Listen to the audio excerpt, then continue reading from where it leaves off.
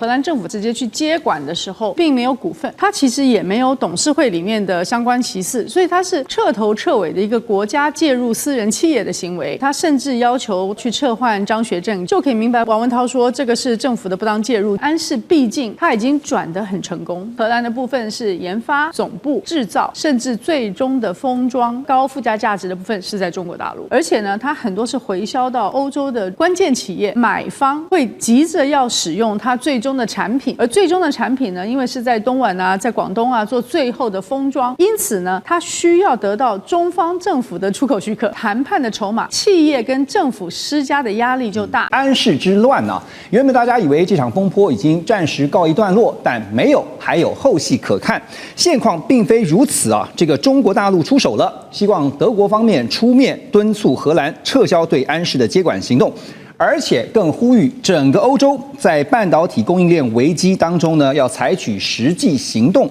纠正错误的做法。这也是中方呢首次公开要求第三国介入安氏半导体的事件，也显示出了是北京对欧洲处理中资企业的问题的不满已经进一步升温。现在这个问题呢，从一个点变成了一整个面了。怎么看？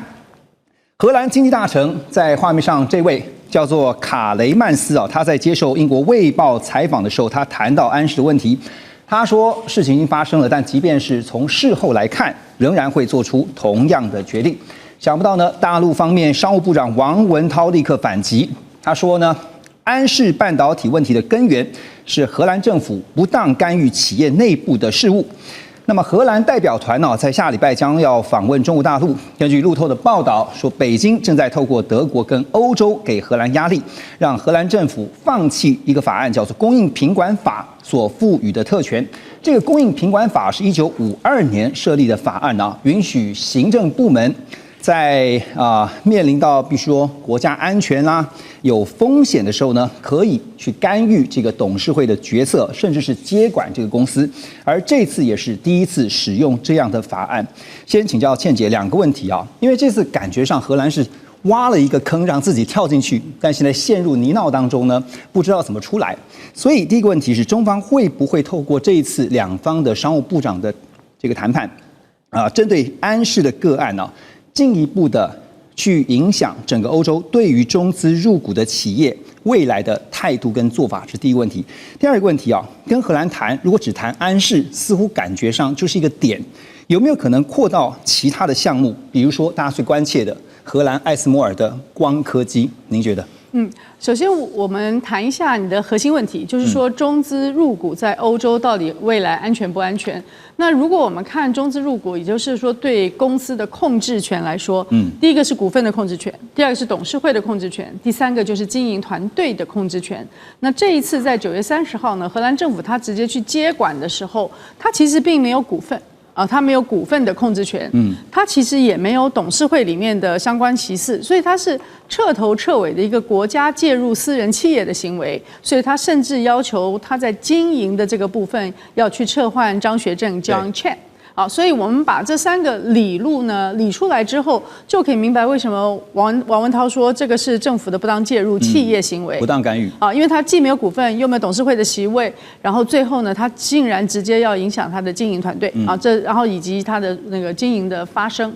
那么我们再大一点的来看。这个是在欧洲许多的诟病案中间，我们最近看到的一个趋势，就是有一些中资想要诟病的，被欧洲的国家视为对于它的经济安全或国家安全有所妨害，或者是有所挑战，因此呢就不允许，或者是甚至有的时候虽然允许呢，是要求它的股份要降低，所以还是回到我们刚刚讲的股份、董事席位跟经营团队这3点，它是政府在准否的过程中间呢，它事实上有些时候是有一个角色的。是好，但是这一次我觉得安氏之乱更明确的是说，它不是荷兰跟中国的问题，它是由美国经过了欧洲跟中国的问题，因为它在9月29号是美国先把文泰定为实体清单里面的一部分。经过穿透了以后呢，文泰的子公司安氏就被荷兰接着去做了接管它的接管的动作固然是粗暴，但是它的源头呢是来自于文泰进入了清单，穿透到安氏。那么过去被列入清单的，就是前面有文泰要去诟病的，在英国呢，也是因为美国的态度，而英国要求他已经购买的要再分拆出去。那么我觉得这一次文泰的态度很简单，他要缩小他的战场，所以说英国那个事情就是分拆就分拆了，对，就集中做安氏，因为安氏毕竟他已经转得很成功，在荷兰的部分是研发总部。大部分的制造，甚至最终的封装，就是比较高附加价值的部分是在中国大陆，好，所以它有8、9成是在中国大陆，至少有8成，而且呢，它很多是回销到欧洲的关键企业，所以它的买方会急着要使用它最终的产品。而最终的产品呢，因为是在中国大陆在东莞啊，在广东啊做最后的封装，因此呢，它需要得到中方政府的出口许可。没错，就卡住了。如果没有这个关系的话，如果它的买方不是在欧洲，急需要用这些的话，就没有什么着力点。同时，如果买方不是那么有实力的产业，比如说车企，大众啊、BMW 啊，还有那个斯特兰斯。这些车企都是非常关键的核心产业，是涉及到了非常非常多人的就业机会。连日方车企也是。所以呢，就是说谈判的筹码，企业跟政府施加的压力就大。而施加的压力里面，中方的角色又变成特别重要。除了中方的企业以外，中方的政府的出口许可也变得很重要。所以我们简单的说回来，第一个就是中资在欧洲的各项购买呢，未来如果两边的关系不谈好，那么很可能会受到这样的横加的无理的干涉。第二个是说，即便是你买了，甚至你在你的企业都已经做了供应链的调整以后呢，也可能受到横加无理的干涉。因此，它绝对是姿势体大。如果荷兰要来谈的话，不会3言2语轻易的就谈完。下周两方的商务部长就要谈了哈，对，怎么可能只谈安氏这么一个个案呢？他就算是不谈安氏个案，他也要把安氏做成通案嘛。就说这里面所确定的原则，就是政府干预到什么程度。因为譬如说，你随便安一个说我经济安全跟国家安全的这件事情，那如果真的要像他的这个部长那么嘴硬的说，哎，我们是确切有安全问题。他后来是退了一步，说是我们对 CEO 有意见，没想到 CEO 中方也是坚决说我不接受你的法院裁定啊。那可是如果说你真正有这些安全问题的话，那你就量化 KPI， 明白的说出来，双方看看能不能在某种程度上面建立各种的机制来解决你的安全余力。但是若是这样子一旦建立了，那其他的行业是不是就有一个潜力可循？我觉得这件事情也是挺重要，因为不要忘记了，荷兰以前是我们台积电的将近四分之一强的股东，在2027年才逐渐出脱，所以荷兰的半导体跟我们的关系呢，不是从 ASML 开始，是从飞利浦来成为台积电的股东，然后甚至呢也因此在这边在台湾跟荷兰中间打通了一个非常绵长的半导体的合作关系，所以它就是一个供应链的关系。那这供应链的关系里面，你要用什么游戏规则？今天是 ASML 吗？还是今天是安氏吗？其实它就是这一个供应链里面，到底要用什么游戏规则来决定我们未来可以彼此交易的秩序？这个游戏规则未来可能会成为商学院啊，这个全球企业，尤其是中资持股比例比较高的，甚至是有主导权的这个中资的欧洲企业。可能必须要去把它做一个好好的个案研究。好，当然这个事情发生以后呢，彭博也报道说，欧洲车厂已经开始向上游的供应商啊寻求中国替代的方案。这个中国零件替代方案呢，因为呢有多家的车厂啊都在要求主要的零组件供应商寻找能够永久替代中国大陆来源晶片的方案。那也显示出呢，产业对于供应链的稳定性啊是很担心的。但是呢，也不愿意白白的挨打，因为万一以后再发生，那怎么办哈？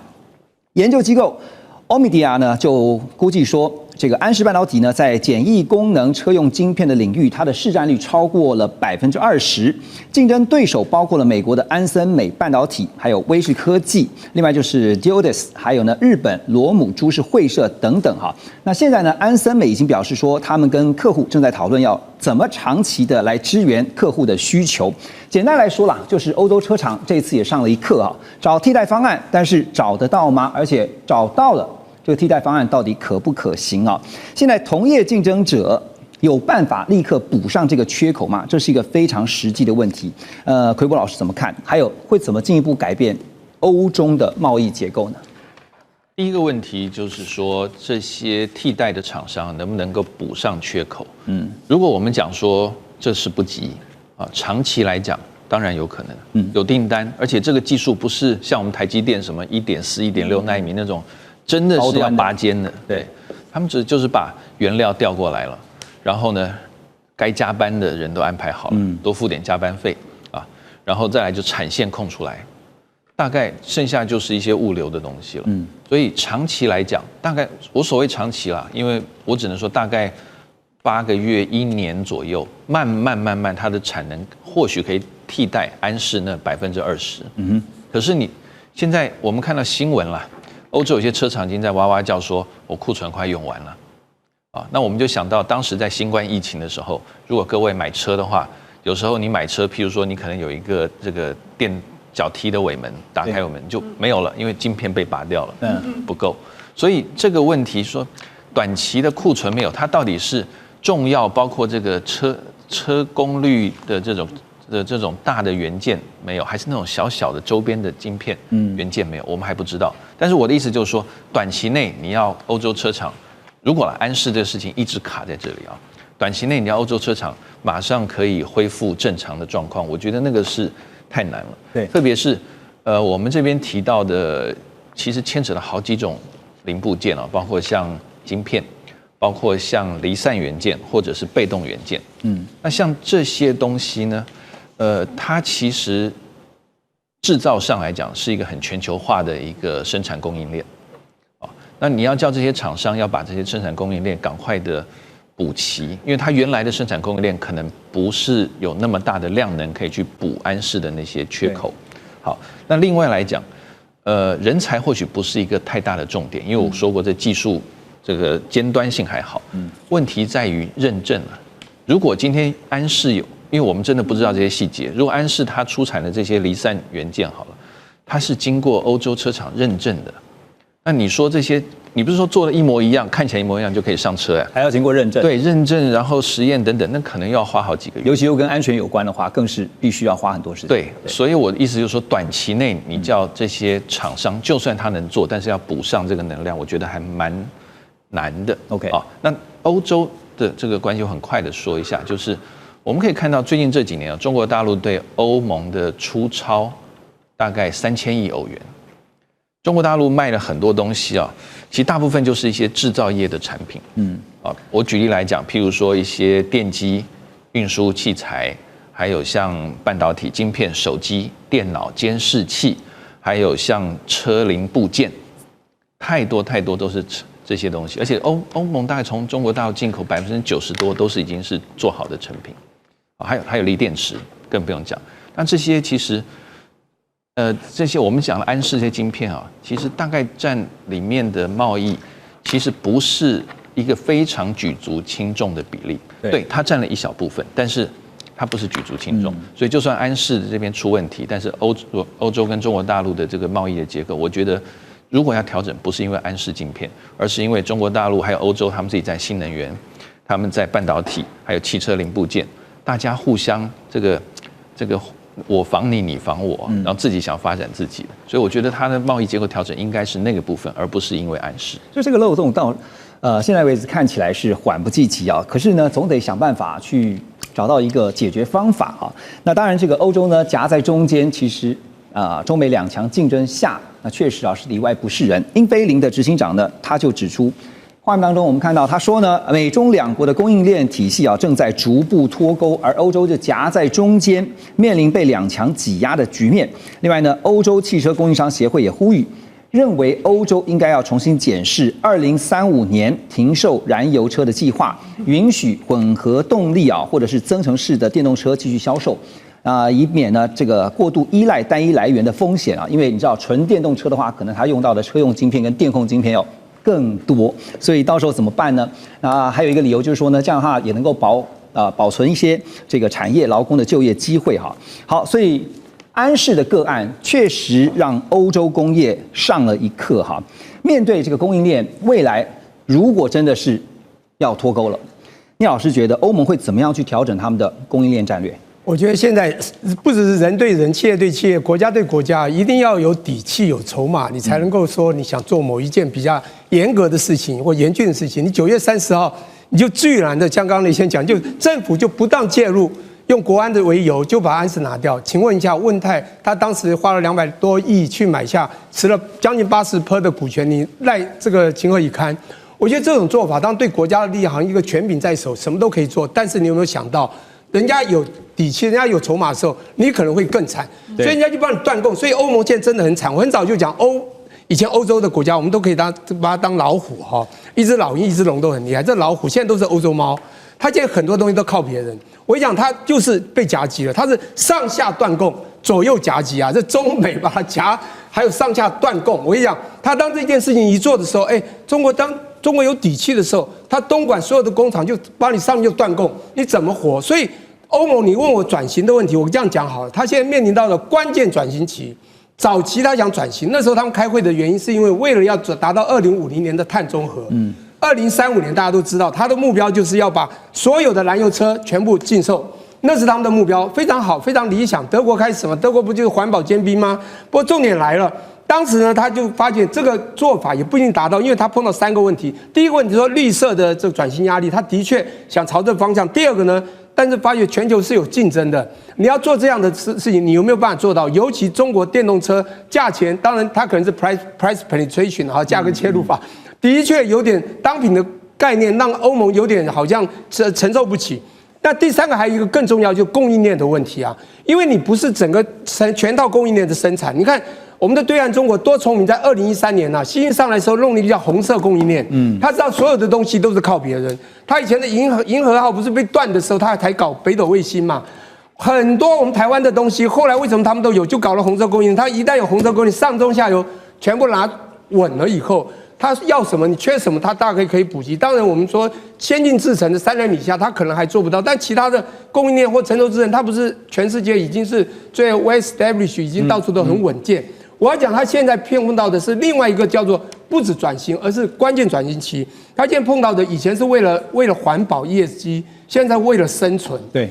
生存碰到问题，第一个就是吃电动车的成本非常高，你要我自己做，你怎么做？第二个呢，它基础设施其实普遍是不够的哈。它并没有我们想象中，欧盟是过去还有过去的欧盟，你现在没有那么强了。第3是中国讲不好听，电动车的竞争真的是让他们很难去跟它能够有所比拟。我觉得就是要互相，就是我们过去讲说比较利益或绝对利益，这样做才会有好的贸易未来。第5个讲不好就是。其实他们的自己的企业就第4个就是供应链的断供问题，这个他们现在面临到是最大的问题，生存问题。第5个就是他们企业其实也希望有所调整。当他们很多企业对2035年这个马上达到他们的这个燃油车去退化的这种目标，其实他们是有一些声音的。对，我现在要讲的就是说，现在我们看得到，现在这件事情连德国的一些重要汽车公司，像福斯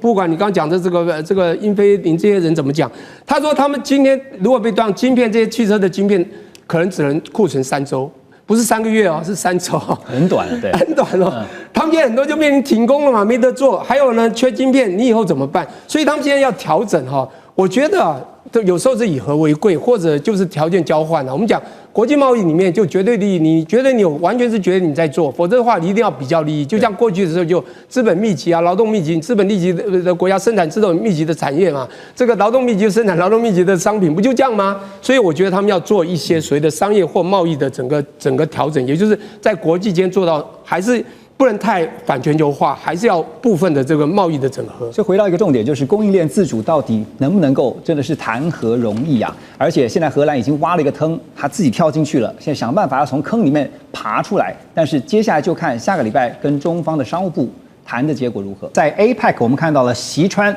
中美2强的元首会之后呢，达成了阶段性休兵的共识，但是中美竞争的格局还是不变先前中美双方呢，我们看到打稀土啦、打管制啦，那这样的这些方式呢，打得火热那段期间，但没有想到真正的所谓卡脖子竟然是发生在安氏半导体这个事情上面。没有想到呢，因为安氏之乱，造成了全球的汽车供应链出现大乱。而安氏半导体呢恢复出口的最新发展，是大陆商务部发言人表示，中方本着对全球半导体产业供应链稳定与安全的负责任态度，已经及时批准了中国出口商的相关出口许可申请，也就是呢恢复出口安氏所生产的车用还有电控晶片。那么在中方发表声明之后，德国有一家汽车零组件的厂商也透露，他们已经获得许可可以重新取得从中国大陆出口的安氏半导体晶片。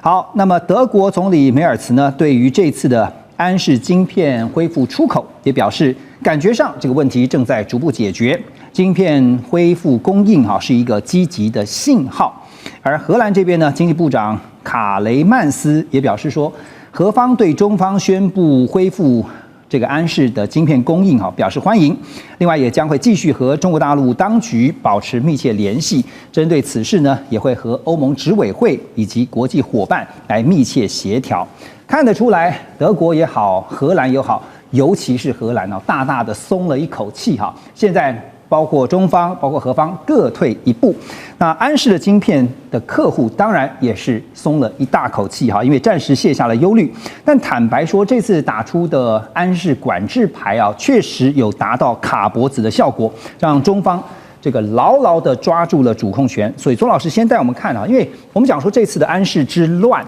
就是卡这个车用晶片、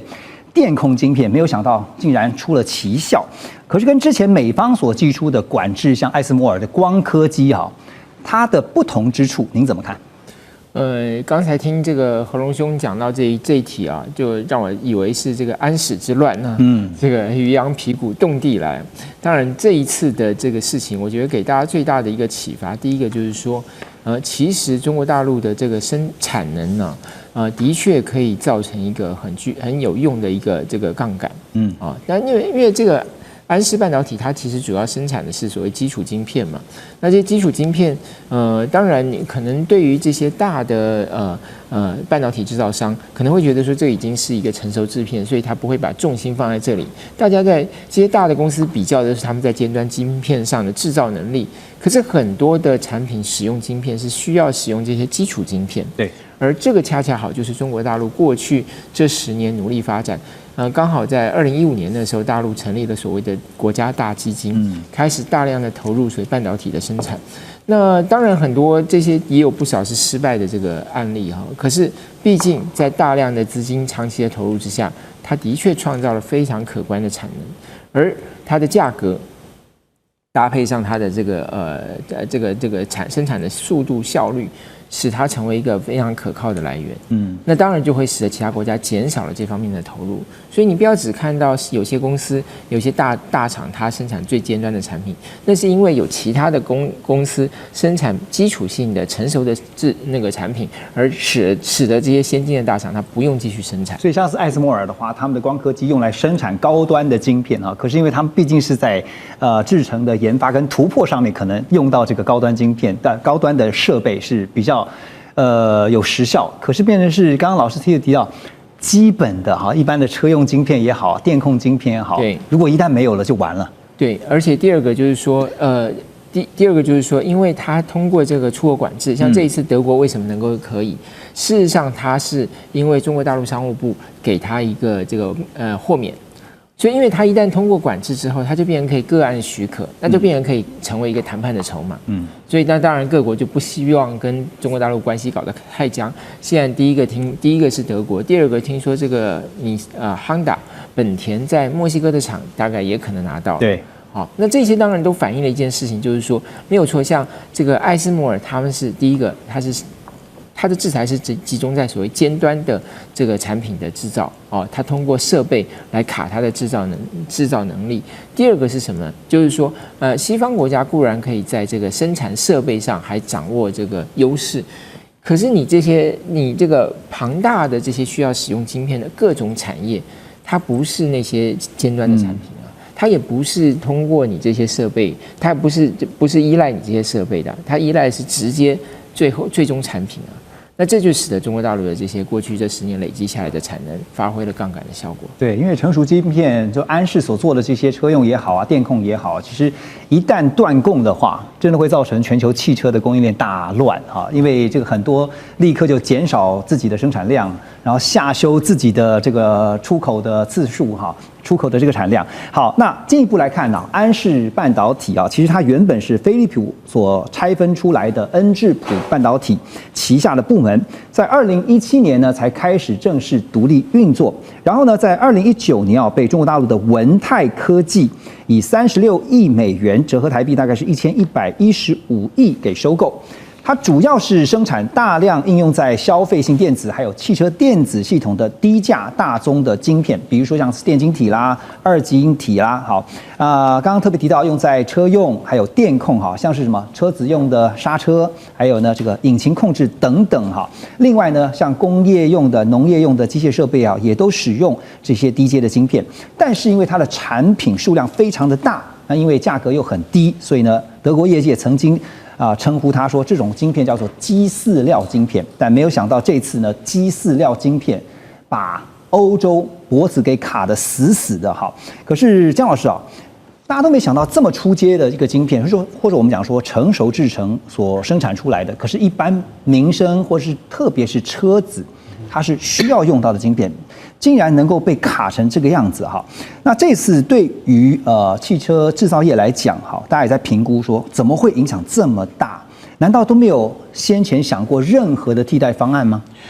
？OK， 其实归根究底，就像刚刚主持人提到说，大家说它是个鸡饲料的晶片。那其实这个安氏半导体做的东西，其实在卖出去的时候，大概是从几毛到几十块美元而已，非常之低，但是量大，利润低啊。那他们做的东西基本上是所谓的被动元件跟功率元件居多。然后被动元件基本上大家听这个好像有点难理解哦。那它到底具体用在哪里？各位想象哈，它其实是用半导体的模式的一个类似保险丝的状态，的一个东西一个元件哦。那所以就变成说，我要通电的东西就会需要这样子的被动元件。那最近国巨不是也把那个日本的那个智谱电子给收购嘛？它也是做类似的东西。但目前来说，哈，全欧洲或是全世界在做被动元件或做这种化合物半导体、功率半导体，最第一名其实是英飞凌，那第二名是安氏，再来是意法，再来是日本的瑞萨，再来是德仪啊。那基本上就是这几间公司在做。然后由于安氏半导体，它其实在化合物半导体它的市占率有14%，但在化合物半导体14% 里面，在车用又占了28% 左右哦，所以它算是非常大的一个市占比啊。而且从目前开始慢慢从传统的油车开始转换成电动车，那其实在这方面会需要用到半导体，跟用到智慧化设备的占比也越来越高。那其实，在这一次事件之前，虽然说是美中贸易战导致现在看出安氏半导体出现这样子的问题，那其实我们回推到2019年，其实也遇过类似的问题，但是不是因为政治的因素，是因为疫情。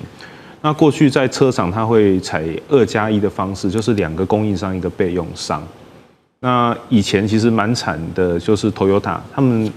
很推叫做金石制造，就是不留库存，我需要的时候大概是4周左右，我就是可以再下单。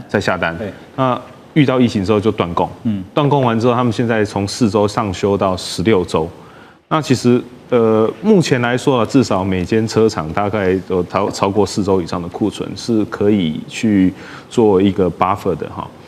那再来的话，就是说有一个问题，就是如果今天因为随时可能中美关系导致某一间公司出现供应链的问题的话，那是不是会变成反全球化？所以江老师，我想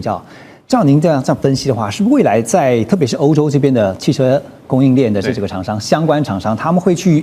调整，包括刚刚提到的在库存方面？他们可能产业战略必须要转变了。那目前来说的话啦，就是第一个，它真的利率太低了。虽然说现在看起来安氏半导体80%是来自中国，可是它的前面晶片是从德国跟英国提供的。对，那就是真的有点算是也是少到这样子美中贸易战的状况下。所以其实这次我也看了一些分析啊，就是德国跟英国主要制造，但是送到了中国大陆，特别是在东莞这边来进行封装。就封装卡住了呢，其他就后面全部都断掉了哈。所以这次为什么安氏之乱造成这个汽车厂商的非常的担心，而且特别提到说一台汽车呢，大概至少40种晶片，可是比如说像刚刚江老师提到的电动车也好，未来的智能车也好，需求可能更会多达150种以上的晶片，是不容小觑。像宾士生产与供应链管理负责人这位叫做博泽，他就指出，他说这次问题跟以往所发生的晶片危机不同，并不是说产能不足而是政治因素所造成的供应中断。企业虽然能够尝试分散供应商，但是没有办法100%的保证去风险化。他就说了这句话，重点。只缺2颗小晶片，我们也无法组装整辆车。换句话说，你会因为一个小螺丝坏了整部车这会产生一个大问题的。所以现在安氏的商业模式也被大家作为这个全球企业的教案研究。尚志哥怎么看？以欧洲研发、中国制造，刚刚特别提到封装在东莞作为主轴，每年生产大约1000亿的这个晶片。然后现在呢，这个因为入股所以变成是说文泰科技变成母公司那这样的生产模式，我们都知道，中美竞争的格局是不会改变的，它就一直会竞争下去。所以接下来像这样的模式还可能存在吗？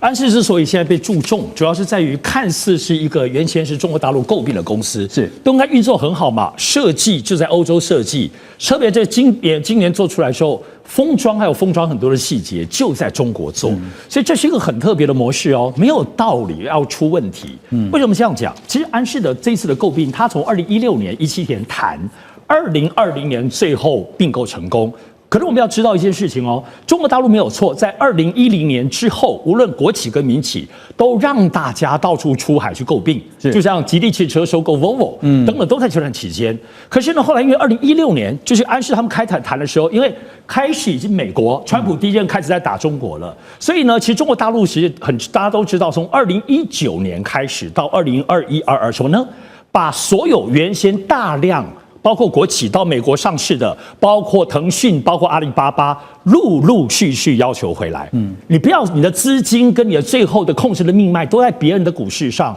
也就是说，在2019、20年那个时候，经历了中国把全世界中国的产业拉回来，不要诟病了，不要像先前积极诟病，而安氏是在这个 timing。2020年诟病成功，所以可是他当时诟病的模式就是好分工嘛。欧洲晶圆设计没有能力做封测，因为需要很多的人力，那配合在整个中国做封测，所以实际上它虽然是诟病，可是实际上还是2个公司。这边虽然叫做中国安氏，可是就是原先文泰的这个基础。为什么现在可以分开，大家各自卖各自的原因在此。好，我说现在为什么很值得重视，就是这次因为政治力介入了。明明这个是难得残存，中国还允许你往外诟病的，因为中国都知道这几年已经变成拉回来做内部的经济，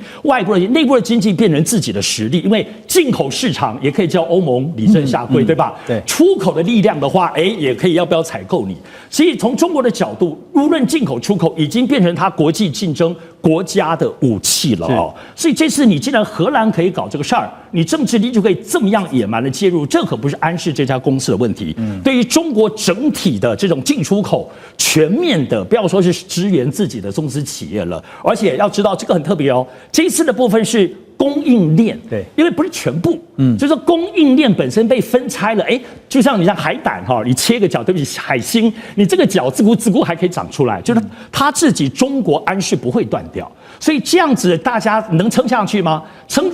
真的是撑到最后都变成2个公司吗？对，所以目前其实为什么看不出来绝对的解决之道，就作为不只是政治力的对抗，还包括中国在国家战略上，这个是一个全新 case。没错，未来怎么处理会奠定一个新规格，而且最后一句就是，我们都知道长久以来资本诟病这件事情，全世界通则，被美国诟病，被德国诟病了，就是他的公司了嘛。那现在为什么诟病已经做那么多年，可按照道理应该一统江湖，竟然可以全部都不算数，所以这样子的影响是在全球企业、跨国企业的诟病、经营跟政治介入，都是让人觉得非常害怕的。对，而且可以想见的就是，刚刚特别提到政治因素在中美竞争格局不变的情况之下，这只是会继续的下去而已。那现在呢，这个安氏呢也变成了全球企业的一个个案研究因为大家也才开始想的是，会不会以前我们常讲的全球化企业已死？川习会之后呢，中美现在达成了共识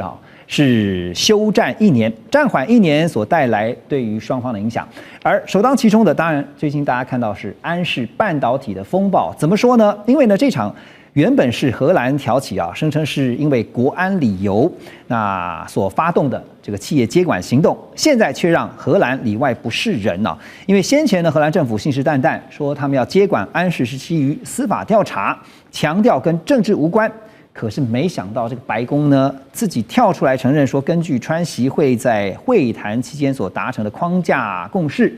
那么安氏半导体呢将恢复对于中国大陆的晶片出货。这证明这就是安氏之乱呢，根本就是在美方的压力之下，哈，最后变成了一场政治交易。现在荷兰里外不是人哈，当然大家现在在看的就是安氏会不会这是一个个案，这个个案会不会影响到其他美国在欧洲的盟友哈，在处理未来万一又遇到类似的情况的时候，他们该怎么做？这个部分朱老师怎么看？好，首先我们先看到，就是说这一次川普他的公布的这个协议哈，到底它的意义是什么？因为原来安氏科技它就是说，在安氏半导体在荷兰政府介入之下，停止向中国大陆出货，然后后来应该这样讲是，他在这个荷兰政府介入之后，他更换了他的执行长。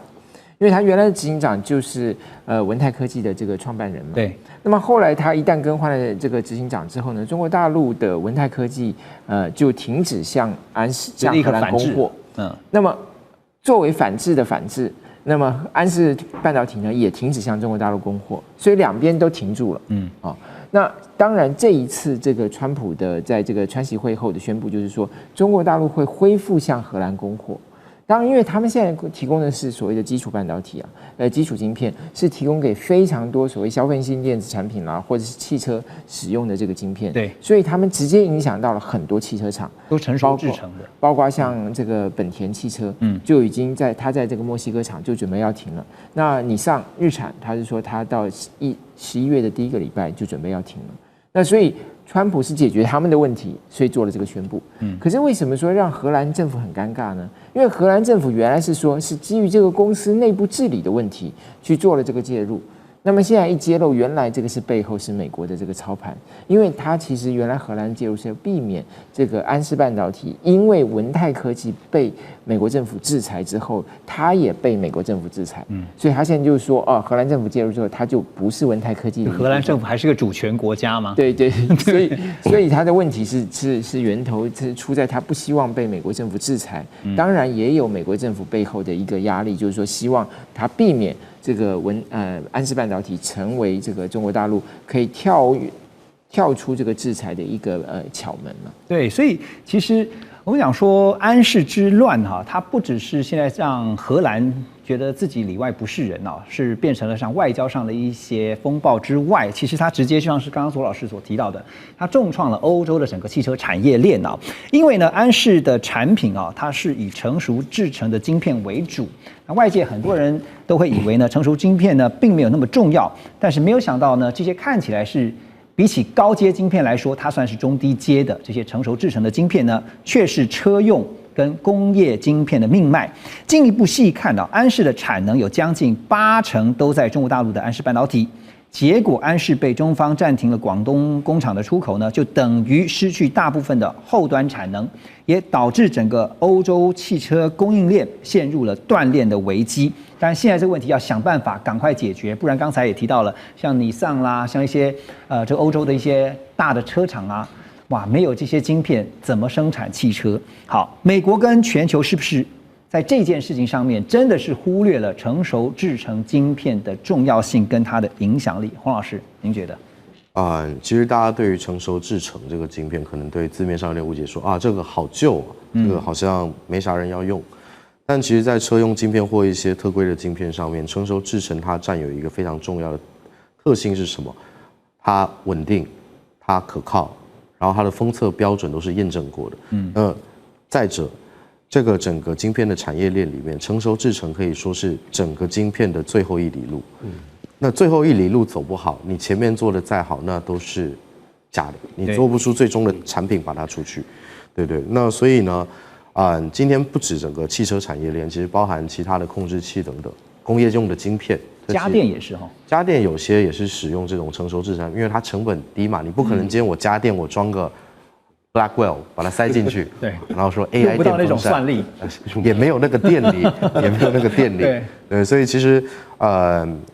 这个成熟制程晶片，大家放着放着，其实早年很多成熟制程慢慢移转到中国去下线开片之后。导致现在这个问题，我觉得应该是各国都要去重视的一件事情。因为它也是渐渐的这个依赖性一旦形成了，就是整个中国大陆的产能占了全球，刚刚特别提到将近90%啊。当你突然一下子没有的时候，全球都慌了，就整个乱了套了。是，就包含其实各种原物料，像早期的日本出产的氢氟酸等等，也都是一样的问题。我今天只要一个关键性的产品被某个国家在供应链上面掐死那个节点，都是非常非常危险，才会造成这样的问题。汪老师，那你接下来怎么看哈？就是中国现在我们刚刚讲卡住了80%的后端产能啊，那现在慌的是荷兰，因为他们想办法要解套。现在除了传出说呢，有被要求要恢复前执行长就是张学正的职务之外哈，当然这个美方的压力之下呢，我们也看到荷兰的艾斯摩尔，其实在 EUV 这个部分啊，它的出口是被管制的，甚至是被限制住，没有办法卖给中国大陆哈。所以未来有没有可能变成可能的谈判交换筹码之一呢？我觉得在短期上其实荷兰的解套这件事情，它本身比较复杂，它会升级到整个国际关系上，然后还有整个政治协调的筹码上。但在短期上，可能要做适度的让步去解决这个问题。但实际上，与其说是荷兰政府解套，应该说现在的在于说欧洲汽车同业工会他们如何去表态整件事情。所以未来很明显说，至少中长期从1年半个月后到1年这段时间，他们必须不断的去捞各地剩余的产能，至少先补足他们目前欧洲残存的车用晶片不足的这个问题。所以可能多极化的供应链表现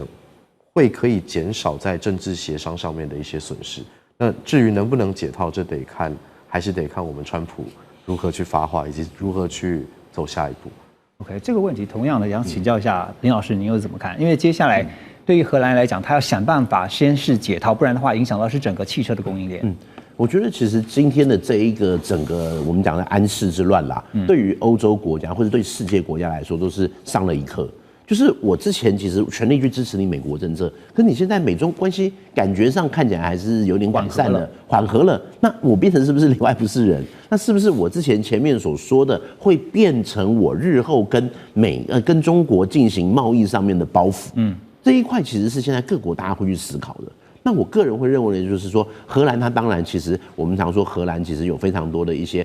知名的品牌或什么的，跟中国这边的一个互动性其实是很强的。那这件事情如果既然上升到国安跟外交的等级，那现在解套也会是回归到国安跟外交的等级，对，会变成的是就商业归商业。那你刚刚其实黄老师有说是不是会去搜刮一些他其他的产能啦？那除了这一些之外的话，我自己会认为的就是荷兰或者是其他这些欧洲厂商跟中国这边的一个对抗，应该没有办法去太持久。因为我们要了解的就是说，固然现在感觉上好像是要说这个非红供应链啦，或者是什么，或许在军事上，或许在安全上是有可能去达到的。可是你在一些民生用品，在一些供应链上面，要能够完全的去跟中国去划分界限，其实是有一点难度的。那当然，今天这边也会去取决于说，今天的一个美中的进程，或者是中国之后对习近平来讲，他要不要利用这一个机会来去跟欧洲这些国家去进行一些新的互动，因为这些互动是有可能会去让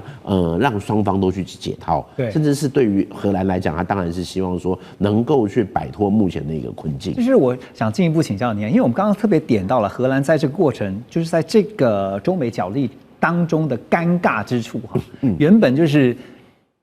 可以说是棋子吗？或者说当成一把刀啊，借刀杀人。但是呢，后来呢，这个缓和了之后呢，就被放在一边，或者说现在问题摆在那边，你必须想办法解决。然后白宫方面呢表态说，要恢复安氏晶片出货，而且呢暂停实施刚刚特别提到出口管制50%穿透性规则，也就是说，当初逼迫荷兰出手对付安氏的这个杀手锏，现在破功了。那破功之后呢，想办法要收拾残局嘛。那美方这一步棋呢，看起来好像是对中方大举让步，但是就是把荷兰拖进了一个更尴尬的位置哈，因为荷兰现在得罪中方，可是又不能得罪美方，这就是荷兰现在的尴尬。那更尴尬的就是刚刚我们提到安氏的母公司文泰科技，他们已经正式的要求荷兰政府恢复前执行长张学正的职务啊，作为重新开放中国工厂出口的前提条件。所以可以想见的是，张学正的职务应该很快就会被恢复，对，是不是？我会觉得是会这个尽快会恢复。所以变成夹心饼干的荷兰啊，刚刚你已经点到了他们的尴尬哈。那接下来在处理这样的一个尴尬的过程，总不能说，哎，这个之前都是一场误会吧？这边的话，其实最好的方法就是说，千错万错都是川普的错，或者是说，其实就荷兰来讲的话，今天就变成是中国要不要抓住这个议题去，你要说软土生绝也好，或者再去针对荷兰穷追猛打。因为我自己其实在看一整来说，习近平的外交政策，或者是他的一个贸易政策，他也知道什么时候该停，因为这一个东西其实倒不是我今天把荷兰赶尽杀绝，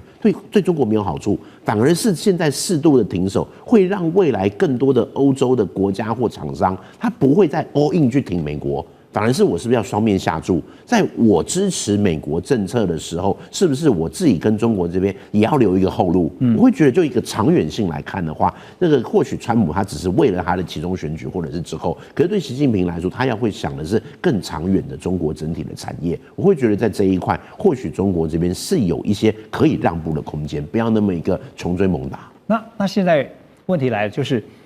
美方把这个状况给搞出来了。荷兰现在陷入了一个尴尬的局面，可是总不能让荷兰自己去面对这个残局嘛？你觉得美方会出手吗？我觉得美方的一个出手，或者是今天美方就是说暂缓1年了，那什么时候我们1年再说？那现在的话，可能就是你荷兰你可以拥有一定程度的一个自主权，但是在这一块的话，当然还是要再去看川普在这一边的一个整体跟中国这边整体的一个互动。所以其实这里的话，还是我说的，就是对各个国家都会是一个警惕。对，老师有没有要补充？您觉得接下来的后市？现在比较麻烦的就是已经任命了新的执行长，所以这个新的执行长用什么理由让他下来呢？这是更尴尬了。那当然，所以他变成荷兰必然要完成他的所谓的司法调查。对，那司法调查要有个结论说，这个